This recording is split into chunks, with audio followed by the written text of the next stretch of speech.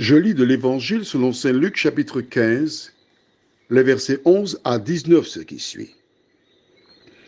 Il dit encore, un homme avait 2 fils. Le plus jeune dit à son père, mon père, donne-moi la part de bien qui doit me revenir. Et le père leur partagea son bien. Peu de jours après, le plus jeune fils, ayant tout ramassé, partit pour un pays éloigné où il dissipa son bien en vivant dans la débauche. Lorsqu'il eut tout dépensé, une grande famine survint dans ce pays et il commença à se trouver dans le besoin. Il alla se mettre au service d'un des habitants du pays qu'il envoya dans ses champs garder les pourceaux. Il aurait bien voulu se rassasier des carouges que mangeaient les pourceaux, mais personne ne lui en donnait. Étant entré en lui-même, il dit, combien de mercenaires chez mon père ont du pain en abondance, et moi, je meurs de faim, je me lèverai. J'irai vers mon père. Je lui dirai, mon père, j'ai péché contre le ciel et contre toi. Je ne suis plus digne d'être appelé ton fils.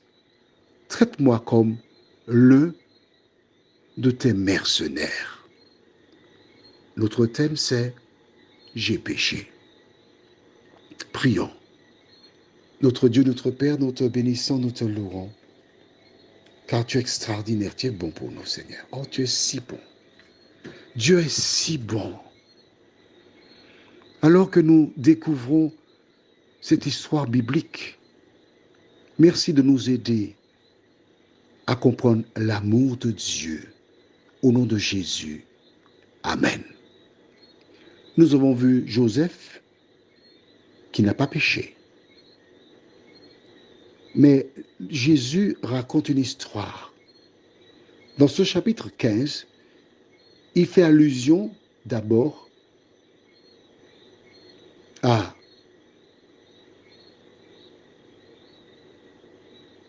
une pièce perdue,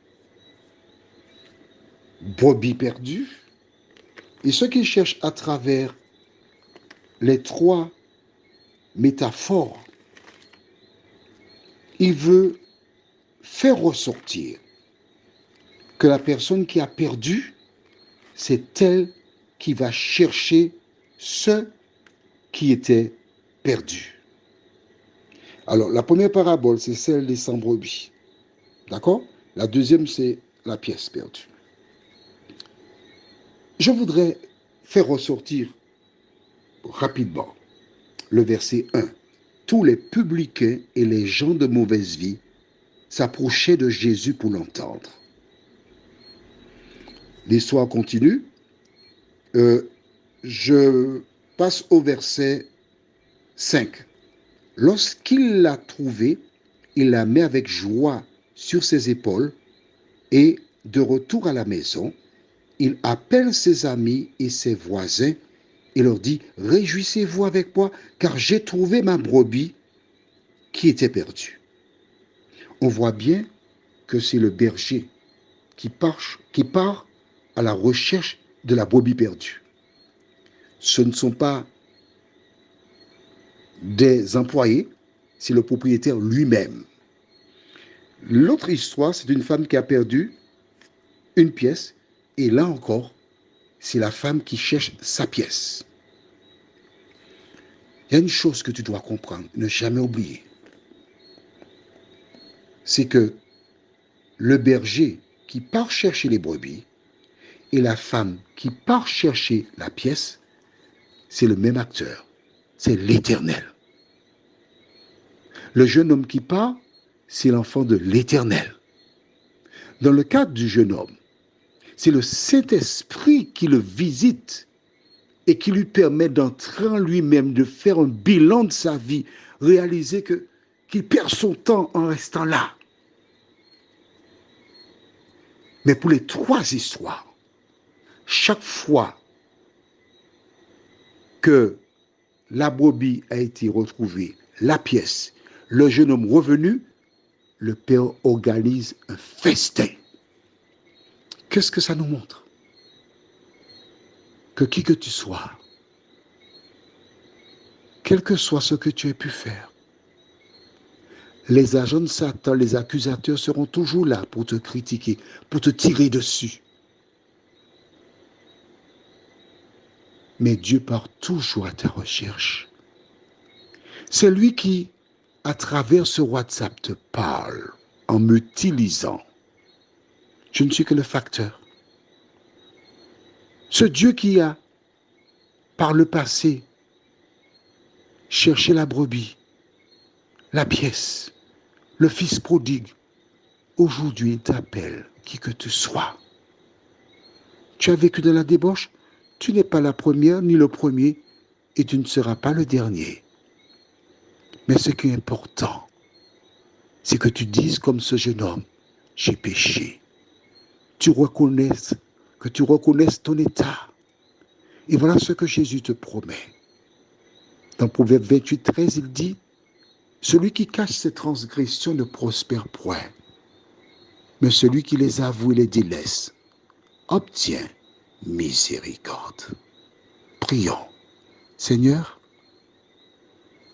à l'heure où je te parle se trouvent des femmes qui sont en couple avec des femmes, des hommes en couple avec des hommes qui ont comme compagne un chien ou une tuile, quel que soit l'état de l'individu, quelle que soit sa vie, quel que soit son souci, ses problèmes, tu nous dis, eux et moi, venez à moi, vous tous qui êtes fatigués, chargés, et je vous donnerai du repos. Seigneur, plusieurs personnes par leur comportement semblent indiquer qu'une fois qu'on a péché, on est perdu. Mais là maintenant, nous savons que ce sont les enfants de l'accusateur parce que c'est lui qui accuse. Merci de nous avoir éclairés.